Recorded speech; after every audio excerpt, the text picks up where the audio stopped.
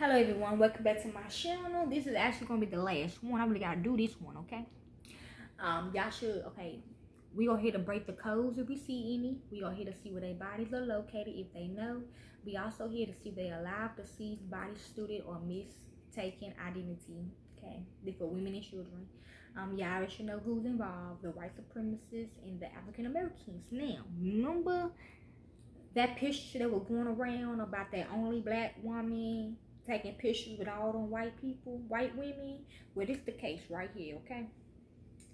She is deceased. Her name is Meshon, M-E-S-H-O-N Cooper.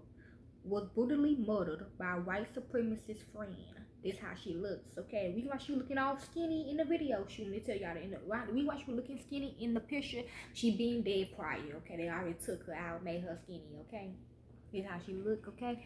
Cause you know the stigma in Hollywood, okay? What I mean, I'm not in Hollywood, okay? That's them, that's Hollywood. The stigma in Hollywood is you gotta be skinny as fuck, okay? So yeah. How many times have you come across someone defending the Confederate flag as a symbol of patronage to the Southern American states? You know, those people, they claim that slavery had little to do with the Civil War and that the Confederate flag had nothing to do with racism or freeing the black population, and they were subhuman and cattle. It's question mark. Is it just me, question mark? And I'm the only one who has had to engage in that foolish conversation more than once? Meshon Cooper knew someone like this back in 2018. I just bit my tongue, might be biting their tongue. Kansas City, Missouri resident Warner Lee Kidwell was a man who was overt about his racism and didn't hold back in letting people know exactly what his thoughts were about anyone who wasn't a good old boy or girl. He walked around bragging about being a member of the infamous terrorist group, the Ku Klux Klan, and he loved showing off the Nazi swastika tattoo he has on his arm.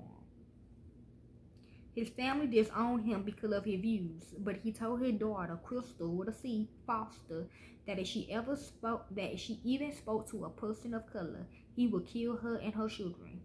He's been a monster his whole life. She said he's the true definition of evil. I might know him, okay? This is how he looks with his Confederate flag. He's right here. Does he not have a belly button?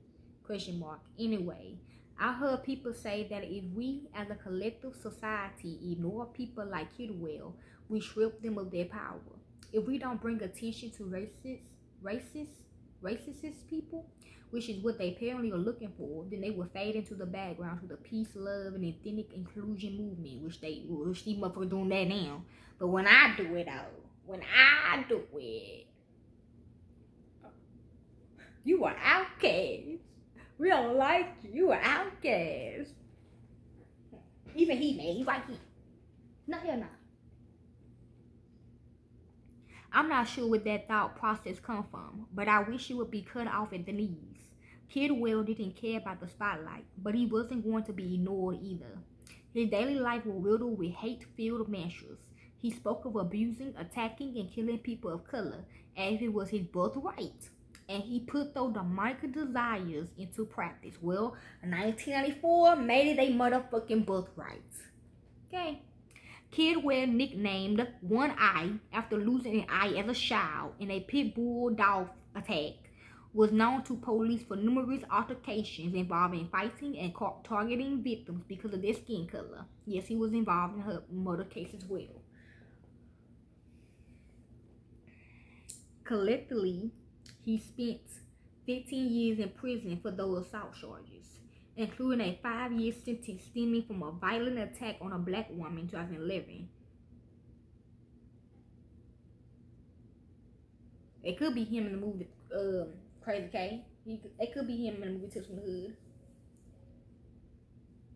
And yeah, that is him that raped me in that movie Lockdown. He hit her in the head with a hammer as she was sleeping and demanded that she take her pants off before he sexually assaulted her.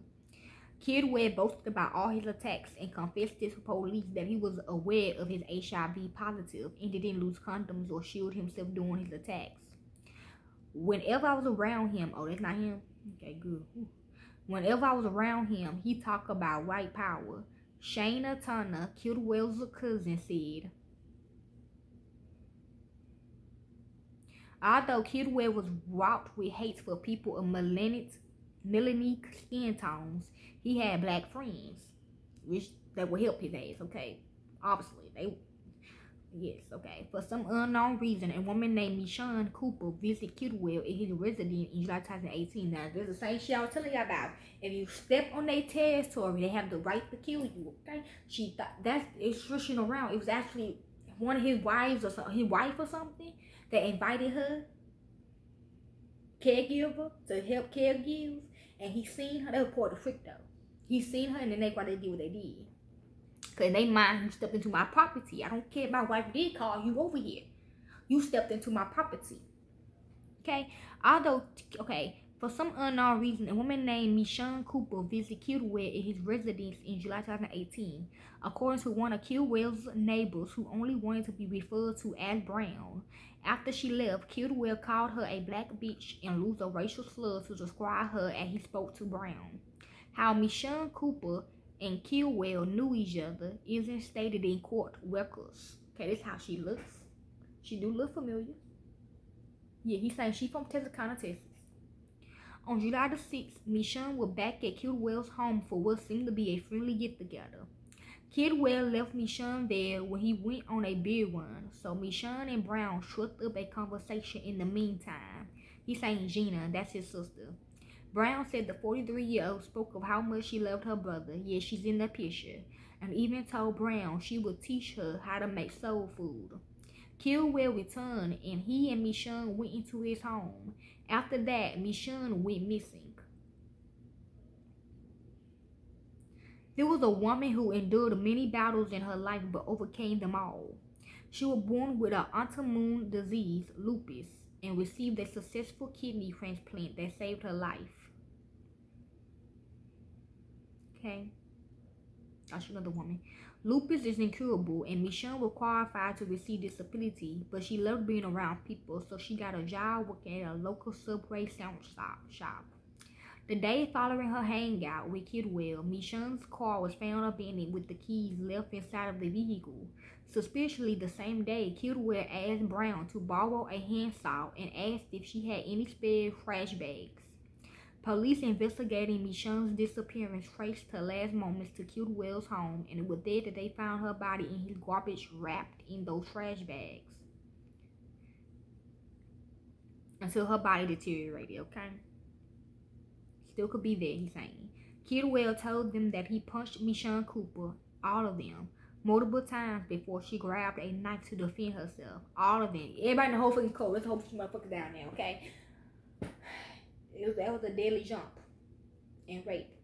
Watch the movie Nightmare on Elm Street when all them prisoners raped Freddie mama. That's basically what it was. No help. She had no help at all. Even the African American she thought, they didn't even help her. He was able to wrestle it away from her, and he stabbed her in the neck. The reason behind the killing, Kidwell said Meshon found out that he was HIV positive and threatened to tell people. She's saying, no, I did not know. When I get mad, I make the exorcist look like a bitch, Kidwell said, according to the Johnson Country District Attorney's Office. Okay, you probably funny because I am the little girl in the exorcist. My first movie role at 3. Did not really know pretty good. One of my big roles though. Meshon Cooper leaves behind a 25-year-old son who lived with her at the time of his death. Her family members have become each other's strength during a difficult time and can't believe that Meshon was met with such a violent ending. Kidwell was arrested and charged with second-degree murder, as he told investigators that the slaying was not premeditated. He said not on his part though, but on the women part, yes. They saying he like a real life racist. Like women, them white supremacist women, they know how to act. They know how to be friendly with anybody they come across. Okay, them means do fucking not. Okay, you better not step in their fucking face. They will hurt you, real motherfucking shit.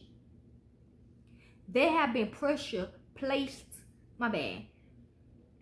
Kilray was arrested and charged with second-degree murder, and he told investigators that the slaying was not premeditated. He's being held on a million dollar bond. There has been pressure placed on the district attorney's office to charge Kilray with a hate crime. A GoFundMe campaign is in progress to help Meshon's family during this difficult time. This investigation is ongoing. I will update you with information as it is released. Please share this story of Meshon Cooper to continue the conversation of her life that was tragically cut short. She's our sister and her life matters, okay? So if you like to help with this case, you can. I don't do this for the fame or the money. I do because it's what I love to do. Okay, I'm out. Peace.